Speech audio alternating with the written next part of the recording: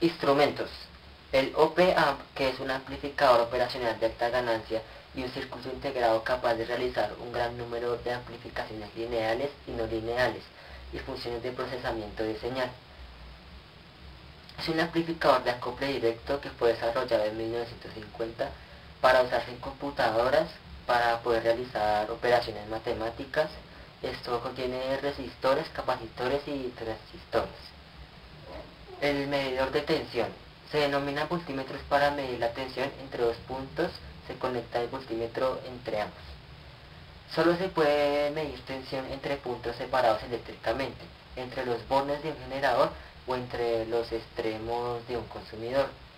Al conectar un voltímetro en los extremos de un consumidor, con una parte pequeña de la corriente del consumidor que circula por el voltímetro. Por eso se dice que este se monta en derivación o en paralelo con el consumidor. El medidor de resistencia eléctrica, que es el instrumento que se utiliza para medir la resistencia eléctrica en un circuito o de parte de él directamente, se denomina ohmímetro. Este instrumento posee varias escalas de medidas, las cuales hacen posible la selección del rango adecuado para la medida que uno requiere. El medidor de la intensidad de corriente eléctrica. Este aparato se utiliza para medir la intensidad de la corriente eléctrica, que es el amperímetro. Para efectuar la medida es necesario que toda la corriente eléctrica del circuito pase por un amperímetro. Para ello el circuito se corta en un punto y se intercala el amperímetro de manera que éste entre a formar parte del mismo circuito. Se dice que el amperímetro está conectado en serie con el consumidor. Principios físicos. En 1847 un físico alemán llamado Kirchhoff estableció dos leyes de valor incalculable en el análisis de los circuitos eléctricos. Él planteó, primera ley de los voltajes, la suma algebraica de los voltajes en un circuito cerrado es nula. Segunda ley de las corrientes, la suma algebraica de las corrientes en un nudo de conductores es nula. Les voy a poner un problema de un circuito de una sola fila. Para aplicar la regla de las espiras, primero se supone un sentido de la corriente. Supongamos un sentido contrario a las manecillas del reloj, como se muestra en la imagen. Para hallar la corriente del circuito, iniciando de A y avanzando en sentido contrario a las manecillas del reloj, se suman los aumentos y disminuciones del potencial y se iguala a cero.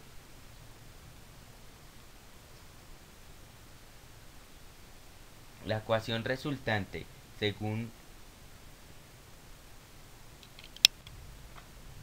la figura, es la siguiente.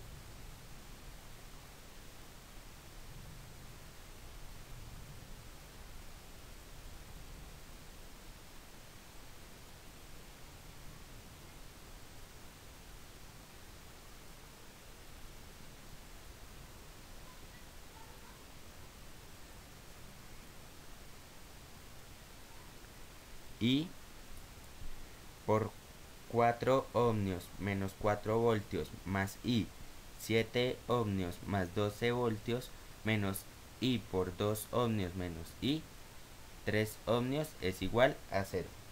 Juntando los términos que contiene I y se resuelve para I, se obtiene 8 voltios igual a I 16 ohmios.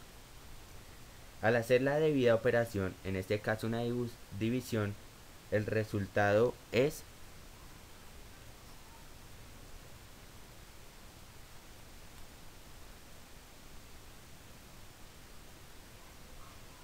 0.5 amperios. Para encontrar la diferencia del potencial A y B de A con respecto a B, se inicia en B y se suman los cambios de potencial como se avanza hacia A. 0.5 amperios por 7 ohmios más 4 voltios más 0.5 amperios por 4 ohmios, que es la resistencia de las pilas, da igual a 9.5 voltios.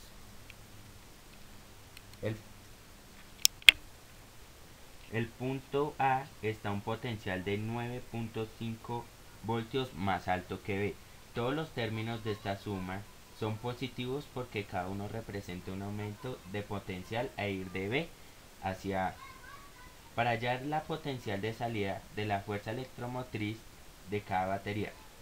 La potencia de salida de la FEM de la batería de 12 voltios es la siguiente. P da igual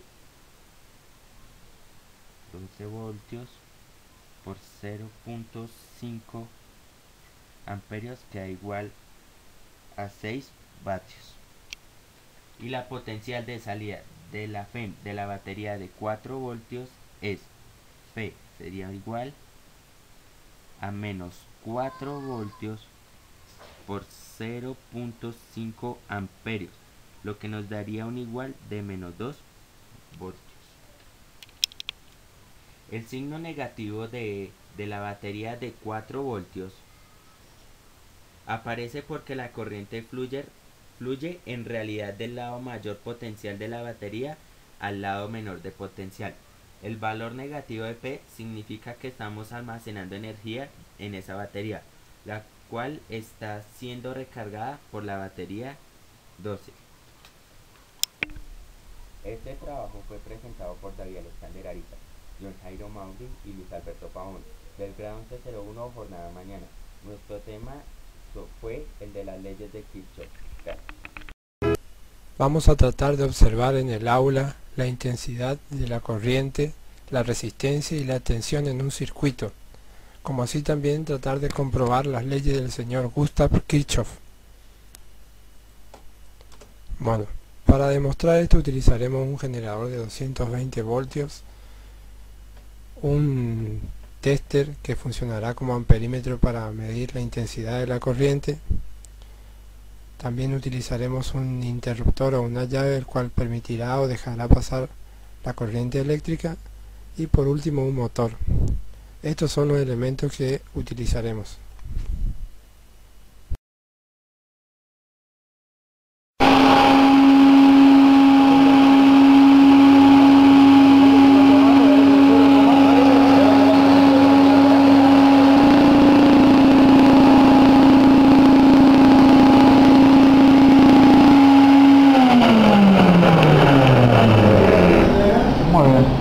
Si nosotros le conectamos una lámpara en paralelo y medimos la lámpara, nos va a dar otro valor. Y si después medimos todo el conjunto, nos tiene que dar el valor de la lámpara más el valor de todos.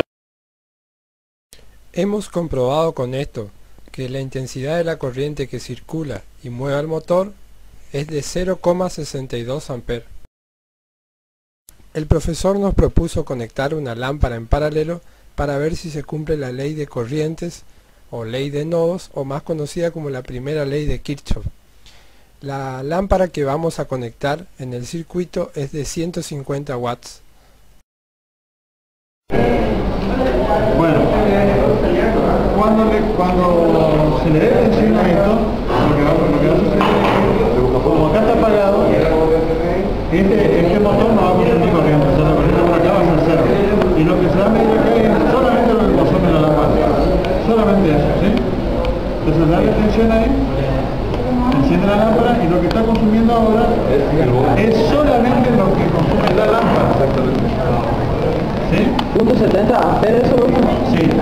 Si nosotros ahora encendemos el motor, lo que va a suceder es que lo que mide el amperímetro va a ser la suma de lo que consume la lámpara más lo que consume el motor.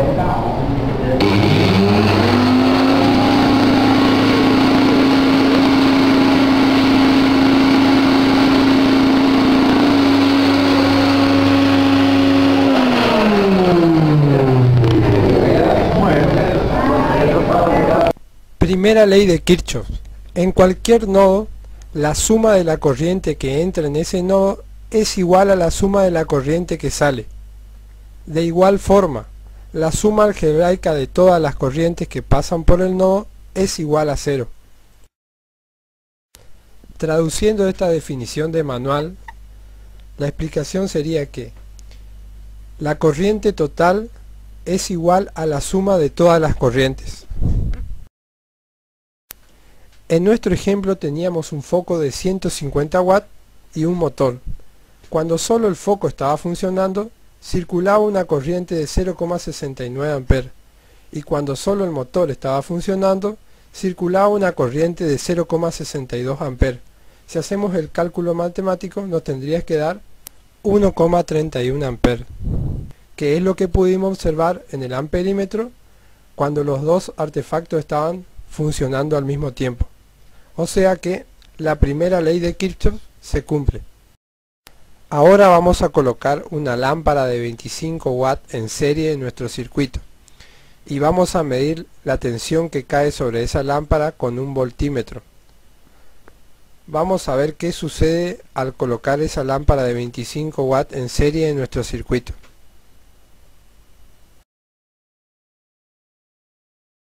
Quiere decir que toda la tensión está cayendo en esto porque la resistencia de este foco es muy chiquitita, es casi un cortocircuito. Es tan chiquitita que por eso es lo que tiene una potencia muy alta. Al ser la resistencia muy chiquita, prácticamente no hay tensión sobre el, entonces no alcanza ni a hacerla sacar a este, ni a este. Lo que pudimos comprobar es que toda la tensión, o sea los 220 voltios, están cayendo sobre la lámpara de 25 watts conectada en serie, lo que genera que la lámpara de 150 watts y el motor no funcionen. Lo que vamos a hacer ahora es cambiar de lugar las lámparas. Vamos a poner la de 25 watts en paralelo y la de 150 watts en serie.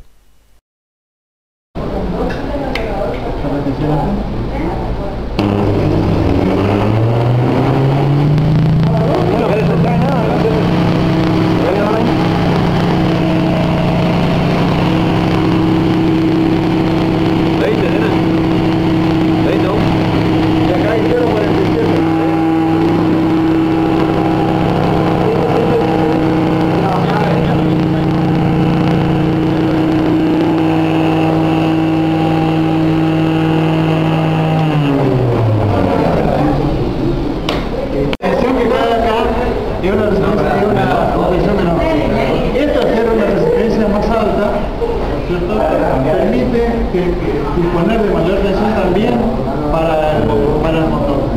Y eso hace que todo el sistema funciona con mucho menor tensión que la de los 20.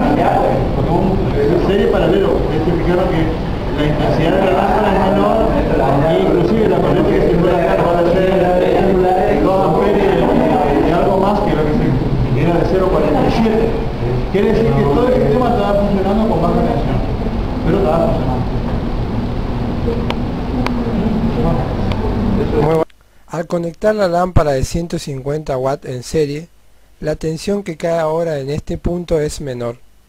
Es aproximadamente de 117 voltios. Esto se da porque la lámpara de 150 watts tiene una resistencia menor que la de 25 watts. Si seguimos la segunda ley de Kirchhoff, la tensión que cae sobre el resto del circuito conectado en paralelo tiene que ser aproximadamente de 103 voltios. Lo que pudimos comprobar es que los elementos conectados en paralelo ahora funcionaban, pero lo estaban haciendo con baja tensión. Segunda ley de Kirchhoff. En toda malla la suma de todas las caídas de tensión es igual a la suma de todas las subidas de tensión. De forma equivalente, en toda malla la suma algebraica de las diferencias de potencial eléctrico es igual a 0. Traduciendo esto sería que la suma de las caídas de tensión de todas las resistencias deben ser igual a la proporcionada por la fuente. En nuestro ejemplo la fuente era de 220 voltios y la que pudimos medir con el voltímetro era de 117 voltios, o sea que para el resto del circuito conectado en paralelo sería de 103 voltios. Esto sería la explicación de la segunda ley de Kirchhoff.